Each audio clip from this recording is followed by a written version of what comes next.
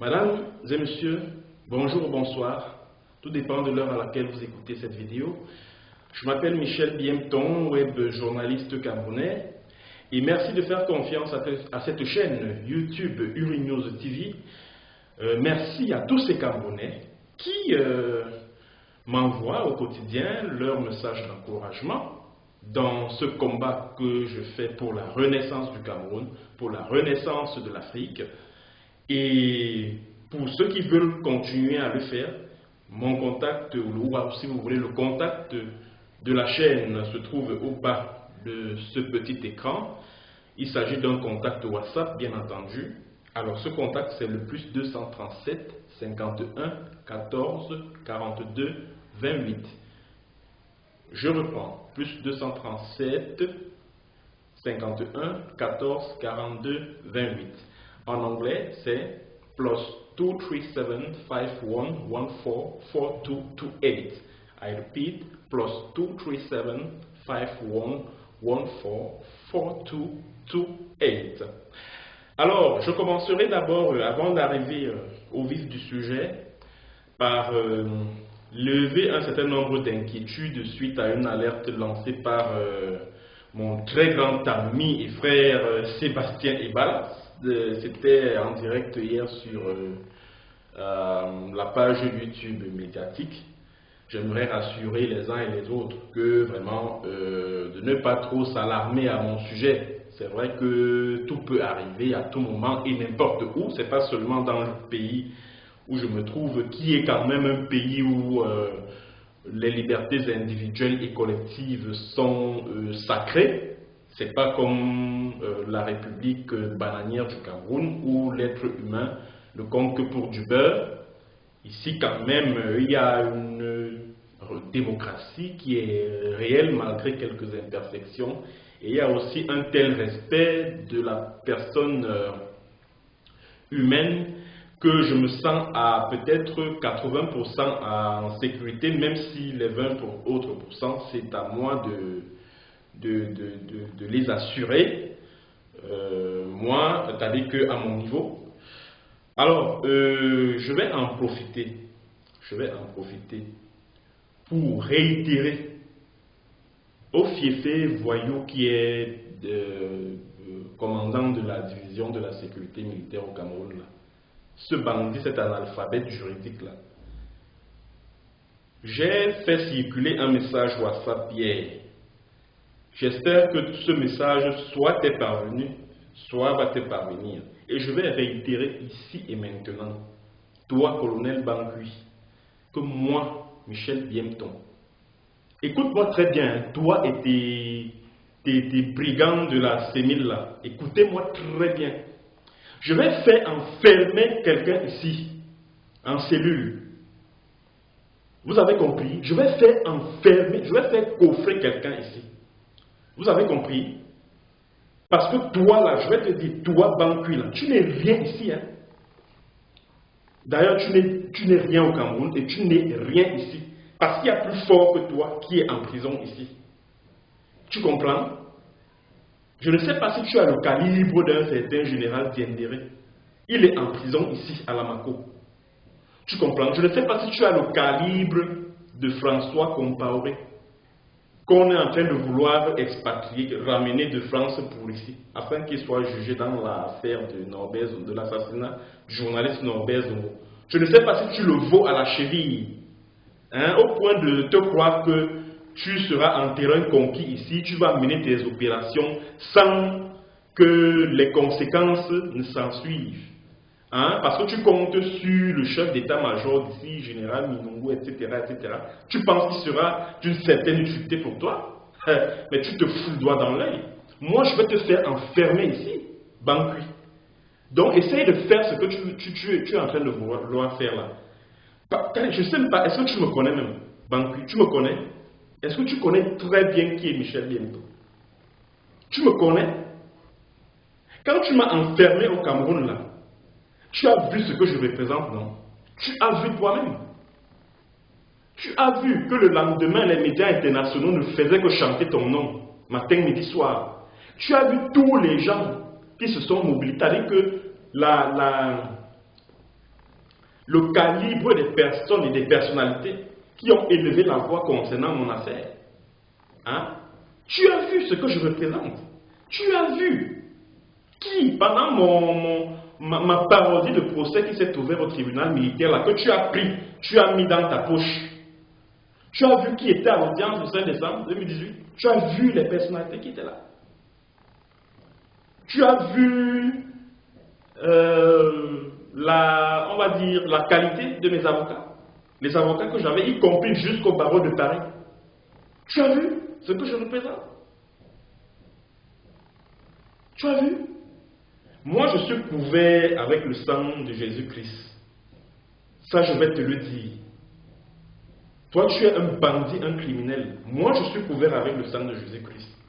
Tu m'as envoyé en prison, tu te disais que non, ce pauvre petit garçon-là même, il a même qui, etc.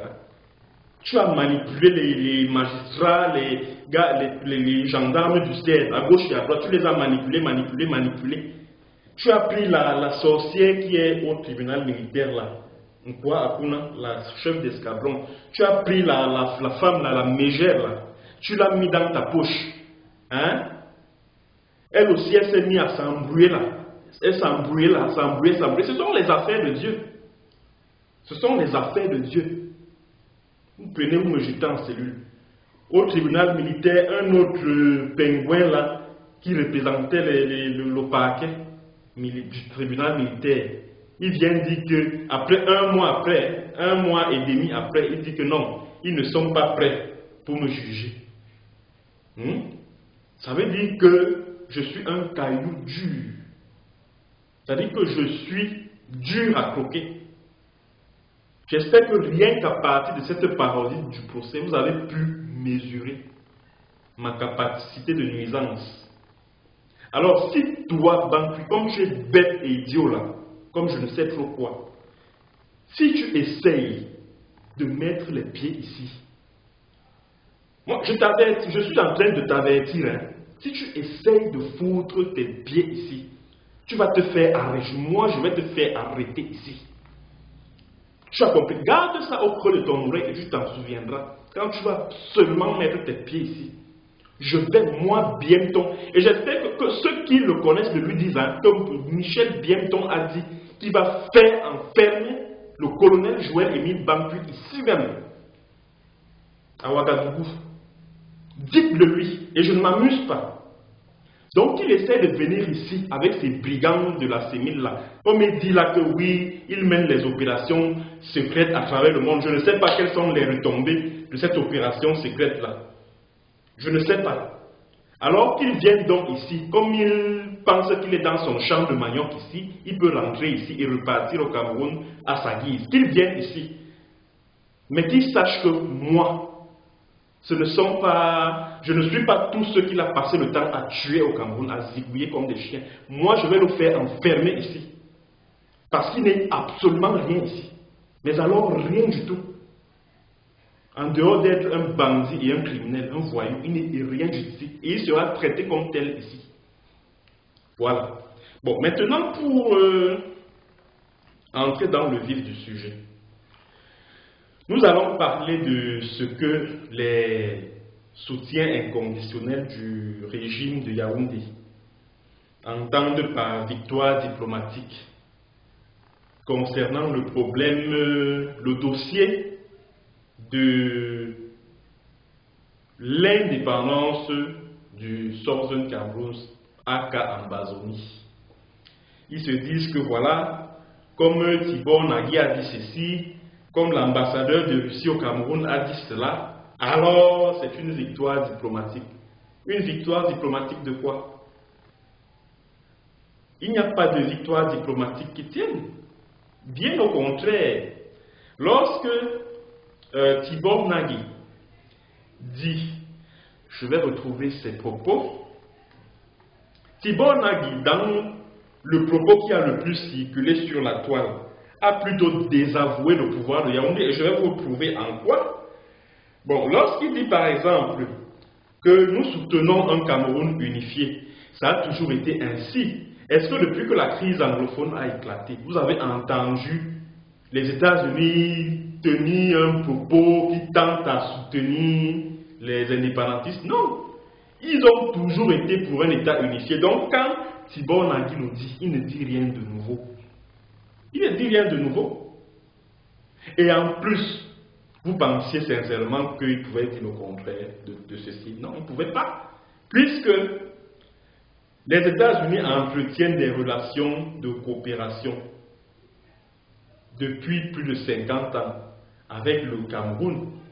Et dans la partie anglophone, ils ont beaucoup d'intérêt. Donc, ils ne coopèrent pas seulement avec le Cameroun par rapport à la crise anglophone. Ils coopèrent aussi avec le Cameroun par rapport à ce qui se passe dans le Cameroun francophone. Alors, pour éviter de nuire à leurs intérêts de ce côté-là, comme ils savent que les autorités camerounaises ne peuvent pas accepter la restauration, parce que ce n'est pas la création d'un nouvel État, non, c'est la restauration de l'État du Southern Cameroun qui sera appelé Ambazonie.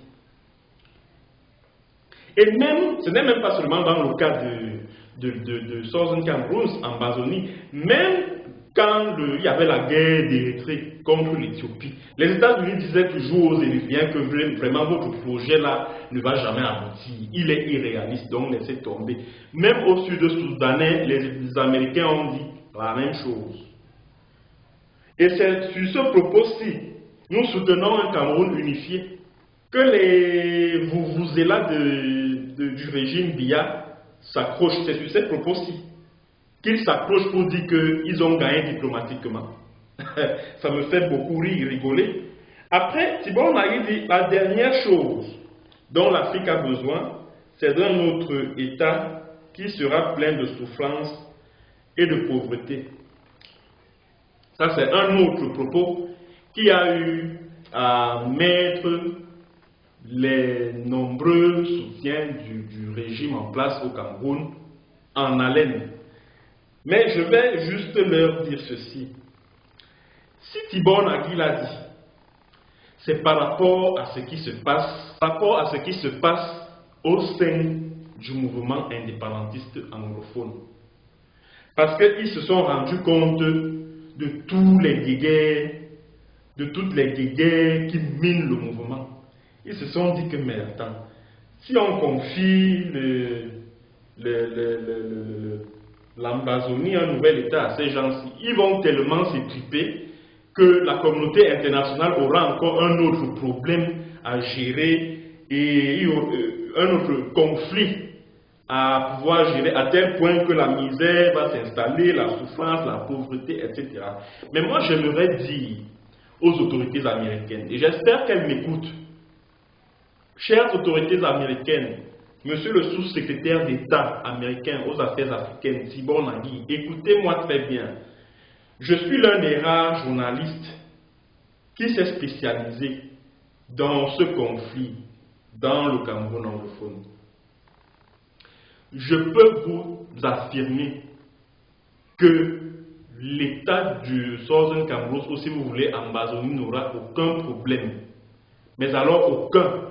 Parce que si ceux qui animent le mouvement indépendantiste anglophone s'étrippent en ce moment, ce n'est pas parce qu'ils ne sont pas mûrs pour gérer un nouvel État. C'est parce qu'il y a des gens à l'intérieur que le gouvernement de Yaoundé, le gouvernement camerounais a payé. Vous comprenez? Le gouvernement camerounais a payé pour qu'ils puissent s'aimer la zizanie au sein de ce mouvement-là. C'est pour ça que vous voyez toute cette confusion. Et je tiens également à vous rappeler que quand moi, l'officier voyou qui est à la tête de la sécurité militaire au Cameroun, là, Banqui Emile, quand il m'a fait venir à la CEMIL, un de ses agents m'a dit ce jour-là, le 23 octobre 2018, qu'ils ont mis en place une stratégie pour diviser le mouvement indépendantiste anglophone. Donc tout ce que vous voyez là, mes chères autorités américaines, toute cette confusion que vous voyez, toutes ces guerres de leadership que vous voyez là, c'est le pouvoir de Yaoundé qui tire les ficelles de tout ça. C'est le pouvoir de Yaoundé qui a infiltré le mouvement, il a injecté des gens qui ne sont là que pour semer la confusion. Nous savons tous lequel des leaders indépendantistes est représentatif de tout le peuple combattant anglophone du Southern Cameroun. Bon, je ne vais pas citer son nom, de peur qu'on ne m'accuse d'être en sa faveur. Non. Par contre, je vais vous donner juste un indice. Lorsque ce leader séparatiste-là a appelé à un lockdown du 6 au 11 février, histoire d'empêcher la tenue des élections législatives et municipales du 9 février, un autre camp a appelé à un lockdown du 7 au 12 février. Mais la majorité de la population du Southern Cameroun a suivi le mot d'ordre du leader séparatiste qui a décrété le lockdown du 6 au 11 février. Ça veut donc dire que c'est ce leader-là, séparatiste, qui a décrété le lockdown du 6 au 11 février 2020, qui représente et qui doit représenter valablement le peuple anglophone, le peuple combattant du Southern Cameroun. Et Dieu merci, ceux-là qui étaient là en train de vouloir semer la confusion au sein du mouvement, ils ont été mis en minorité. Ils ont été complètement mis en minorité.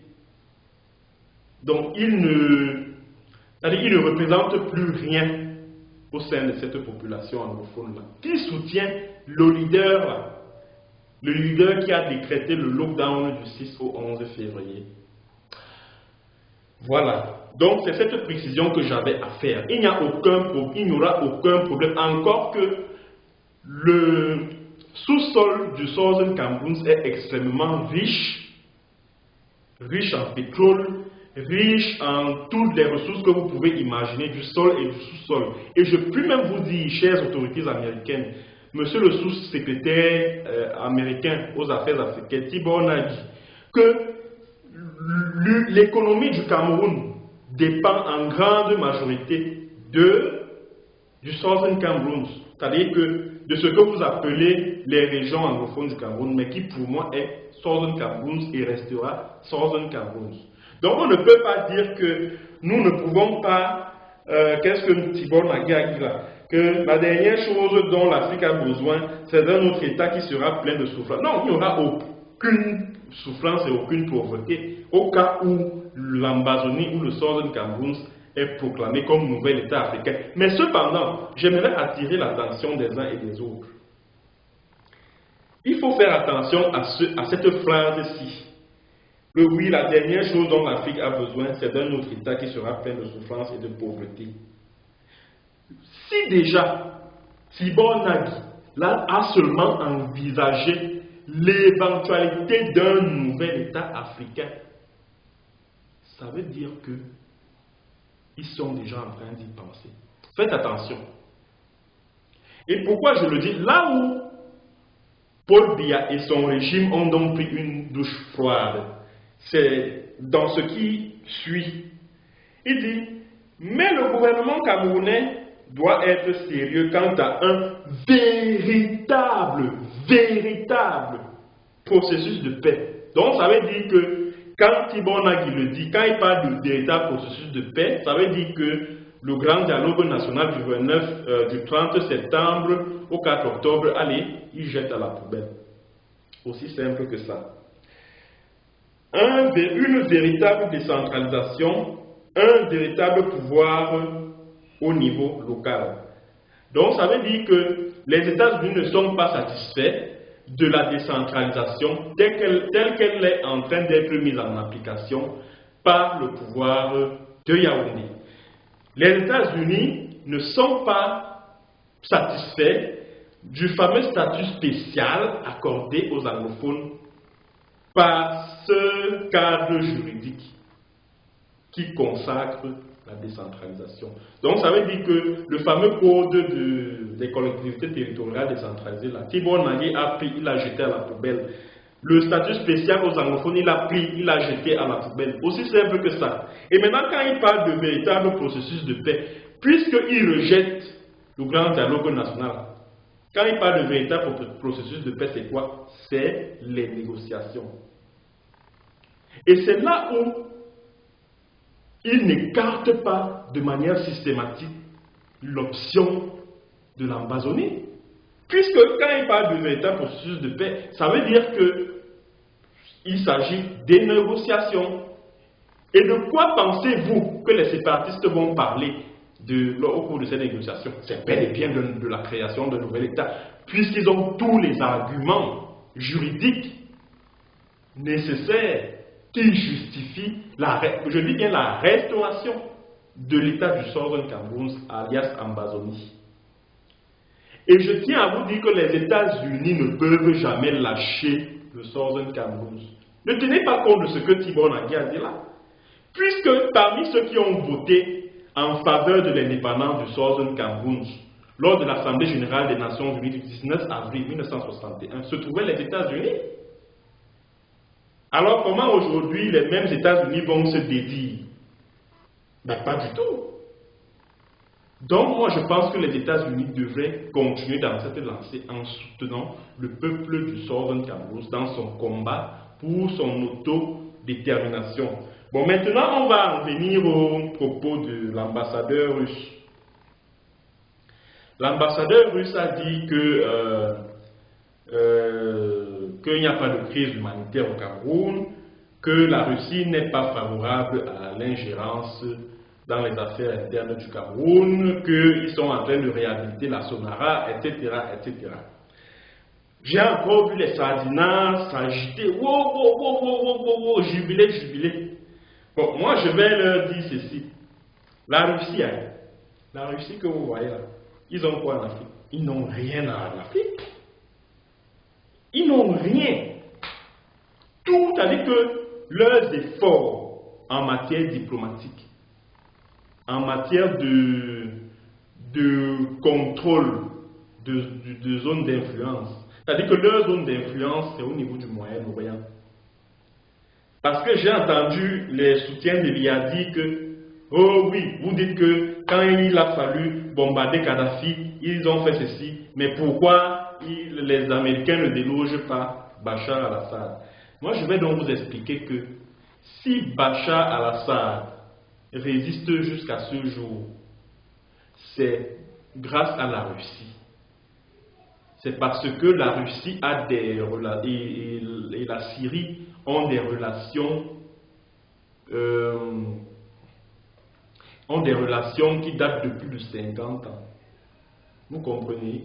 Et la Russie considère la Syrie, bref, tout le Moyen-Orient, donc je veux dire la Syrie, comme une zone importante pour l'exportation de son gaz. Vous comprenez? La Syrie abrite une base, l'une des plus importantes bases navales et aériennes, qui permet à la Russie, donc c'est-à-dire que les bases navales et aériennes russes, qui permettent à la Russie d'avoir une vue sur tout le Moyen-Orient et de pouvoir le contrôler. La Syrie également, c'est-à-dire que si la Russie arme le régime de Bachar el-Assad, c'est pour empêcher que le Qatar ne puisse mettre en place son projet de gazoduc qui va passer par la Syrie. Vous comprenez? Donc, c'est-à-dire que tout le problème de la Russie, c'est le Moyen-Orient. Ils ont quoi en Afrique? Ils n'ont rien en Afrique. Et quand vous pensez qu'ils vont vous sauver au Conseil de sécurité, mais vous me faites rigoler. Quand la coalition de l'OTAN a voulu déloger Kadhafi, qu'est-ce que la Russie a fait au Conseil de sécurité? La Russie s'est abstenue. Bon, c'est vrai que les États-Unis n'ont pas été sincères. Hein. Ils ont dit, bon, quand il a fallu voter une résolution aux Nations Unies, ils ont dit que non, ce n'est pas pour aller, c'est pour aller sauver les civils qui étaient menacés par l'armée de Kadhafi au niveau de Benghazi. Bon, maintenant, depuis lors, donc ça veut dire que quand la Russie sait que le projet que vous êtes en train de voter au Conseil de sécurité là, ne vise pas à déloger un chef d'État, allez, ils apposent, ils font valoir leur droit de veto. Hein. Mais quand ça ne vise pas à déloger un chef d'État, comme le dossier ambazonien là, comme ils disent là que oh, ils ont hérité de la réhabilitation de la Sonara. C'est grâce à la France, puisque qui contrôle le pétrole camerounais, c'est la France. C'est sans doute les Français qui leur ont dit, écoutez, comme vous avez les moyens pour réhabiliter la Sonara, venez réhabiliter la Sonara, mais à la fin, vous aurez un pourcentage. C'est tout. Si malgré la guerre au Southern Cameroun, dans le Cameroun anglophone, la Russie a la garantie qu'elle aura son pourcentage, vous pensez qu'elle va faire quoi au niveau du Conseil de sécurité? Elle va s'abstenir, comme dans le cas de Kadhafi, à partir du moment où les anglophones qui sont en train de se battre ne visent pas le renversement du régime de Yaoundé. Rien qu'à partir de là, la Russie a quoi y voir? La Russie va seulement opposer, va seulement s'abstenir. C'est tout. Si le Conseil de sécurité doit voter une résolution pour une intervention dans le Southern Cameroun, la Russie va seulement ça. Puisque ça ne vise, puisque le combat des anglophones ne vise pas à faire partie, à déloger bien. Ce n'est pas ça le problème des anglophones. Donc c'est à ces conditions. Donc vous qui pensez que la Russie va vous sauver au Conseil de sécurité, restez là, continuez de rêver. Ils ont d'abord quoi là? Ils n'ont rien. Ce n'est que au Moyen-Orient où ils ont véritablement des intérêts qu'ils agissent. En Afrique, ils ont quoi? Ils n'ont rien du tout. Absolument rien. Donc vous restez là, vous continuez à rêver, à rêvasser et tout ça là. Continuez de rêver. Continuez de rêver. Donc, pour terminer, je vais tout simplement dire que les États-Unis n'ont pas écarté de manière systématique l'option de l'Amazonie. Au contraire, s'ils demandent au gouvernement camerounais un véritable processus de paix, ça veut dire qu'ils souhaitent que les séparatistes et le gouvernement camerounais s'asseyent sur une table de négociation. Imaginez pour parler de quoi? Imaginez vous-même.